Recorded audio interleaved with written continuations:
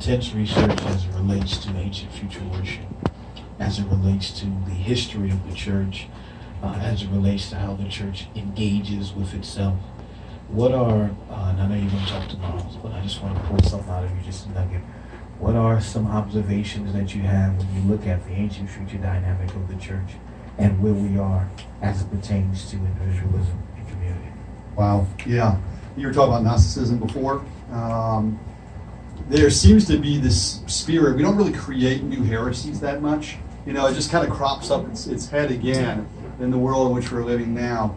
And I think one of the ways that we see that is that oftentimes we treat God as the object of our worship, as if we came up with the idea to worship. There's a word from the ancient church fathers called perichoresis. Yes. Yeah, Yes. and it's this whole idea. It's kind of like a holy dance between the Father, the Son, and the Spirit. The relationship that they have. But your question before, I'm thinking of it now, that the reason that relationships are so crucial is because it's what's modeled for us in the Trinity. That's true. Wow. That's Wow. where it all starts from. Wow. We didn't come up with the idea. It's there within the relationships of the Trinity.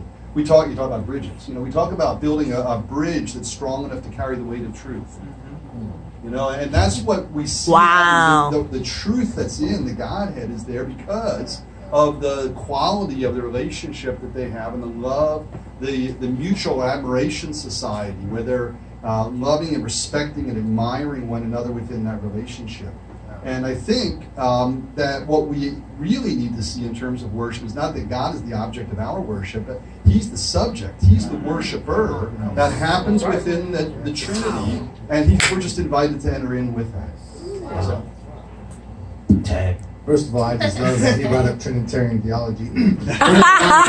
One of the things that I didn't talk about today, I skipped it over in my notes, was basically our lack of understanding and our lack of reflection on the triune God is a lot of what is making us suffer.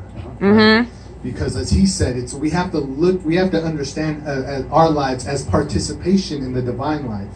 And if we think of God as only an object, a monad, an individual thing that we engage on our own accord, we're not seeing our lives as participation in His life of Father, Son, and Spirit. So, you said perichoresis. You're like my best friend. so yeah, well, that's something I'll hopefully, I'm sure he'll bring some of it up, and I'll want to talk about. But basically, the reason why I brought up the assembly of the church is because I realized that when the church assembled, that's how the doctrine of the Trinity started to emerge because of what was being practiced. It had a triadic structure. Yes? It had a triadic structure to it. And what they confessed, and when they baptized in the name of the Father, Son, and Holy Spirit, what started happening is good theology started forming out of what was practiced in the early church. And that's why I think it's vital to what we're talking about. So yes. Amen. Now, when I was thinking, when you shared